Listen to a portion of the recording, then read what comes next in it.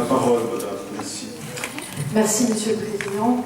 D'abord, je voudrais vous remercier, puisque nous avons mis pratiquement 2 ans à vous convaincre qu'il était utile d'avoir une transparence sur nos débats, et aujourd'hui, ils sont retransmis sur Internet. Chacun pourra voir ce qui est dit par les élus, et ça me semble important, d'autant que vous avez décidé, répondant à ma demande, de le traduire en langage des signes. J'aimerais pouvoir vous convaincre aussi, puisque là, sur la méthode, Monsieur le Président, vous nous accordez 8 minutes sur un sujet qui est fondamental pour les Lorrains. Et je crois que nous devons changer cette méthode de travailler. Le pacte lorrain, comme vous l'appelez, mérite plus de 8 minutes pour pouvoir s'exprimer et travailler pour nos compatriotes qui vivent dans une situation difficile aujourd'hui.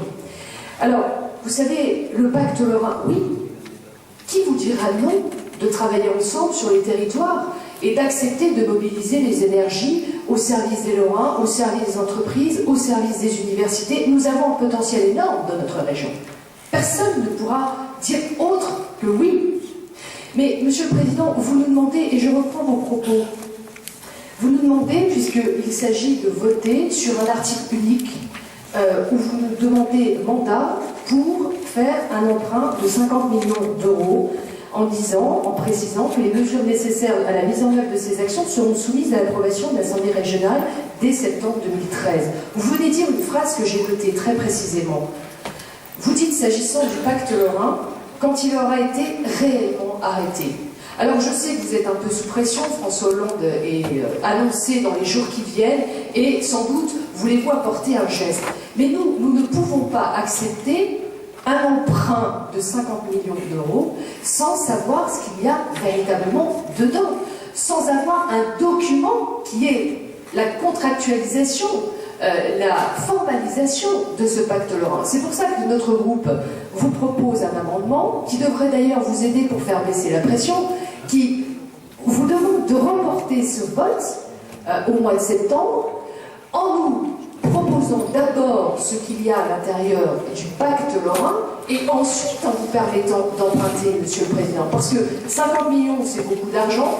Ça peut être même pas suffisamment d'argent si on veut un plan suffisamment dynamique et efficace. Sur combien de temps? Quelle est la part de l'État? Vous venez de dire que vous démontrez à l'État que la région est prête. Alors, quel est vraiment l'engagement de l'État derrière le conseil régional, sur combien d'années? Tout cela n'est pas suffisamment précis, et avec la responsabilité d'élu qui est la nôtre, ça n'est pas un non à cet emprunt par principe, c'est un non de précaution à cet emprunt, et c'est un oui, je le dis, de la part de notre groupe, d'un travail commun fait avec tous les acteurs pour permettre à la Lorraine de sortir de cette ornière de la crise dans laquelle elle est plongée plus profondément que d'autres régions. Vous avez vu que l'année dernière, nous avons perdu 11 000 emplois.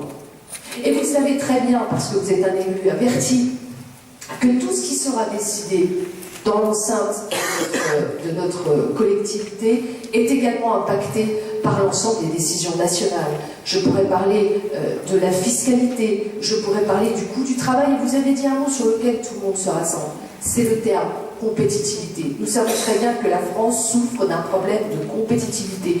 Malheureusement, le gouvernement que vous avez soutenu a décidé de supprimer, avant même de voir son efficacité, la TVA sociale, telle que Gerhard Schröder l'avait mis en place en Allemagne. Nous avons un problème de compétitivité et un problème qui va impacter les Lorrains comme l'ensemble du territoire.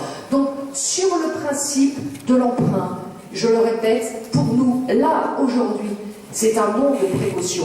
Pour le pacte lorrain, c'est un oui, parce que le travail, tout, vous parlez dans votre lettre de soutenir ULCOS et la phase supplémentaire d'ULCOS, puisque vous savez très bien que ULCOS a été mis de côté, et de conforter les 150 millions d'euros qui avaient été prévus à travers le grand emprunt. Qui peut vous dire non, Monsieur le Président? Qui? Mais on voit bien que tout cela n'est pas suffisamment précis, et nous voulons vous aider à faire baisser la pression, vous voyez, et à travailler vraiment ensemble. Nous avons fait d'ailleurs cette proposition, rappelez-vous, pour construire ensemble le budget. Vous n'avez pas accepté cette proposition. Donc, travaillons vraiment ensemble sur le pacte lorrain. Mais si vous êtes, je dirais, un citoyen lambda ou une entreprise quelconque, lorsque vous allez contractualiser dans une banque pour un emprunt, Vous croyez que vous arrivez comme ça, en disant, ben voilà, j'ai besoin de 50 millions d'euros. Bon, allez, si vous êtes un consommateur qui veut acheter sa maison, on n'ira pas jusqu'à ce schéma-là, mais vous savez très bien que les banques vous demandent ce qui vient à l'intérieur de votre projet. Et vous voudriez que nous vous donnions un blanc-seing pour faire cette empreinte. Ça n'est pas possible, nous n'acceptons pas cette méthode. J'en terminerai par cette conclusion, parce que ça nous semble, à l'heure actuelle, tel que présenté, comme une sorte de double peine, si vous voulez. La Lorraine subit une crise, on n'a pas vraiment les éléments d'impact lorrain, et vous nous demandez de l'endetter de manière supplémentaire. Donc, revoyez votre copie, prenez le temps de l'efficacité, vous nous trouverez à vos côtés dès lors que le pacte sera contractualisé et dès lors que nous saurons où les Lorrains vont aller.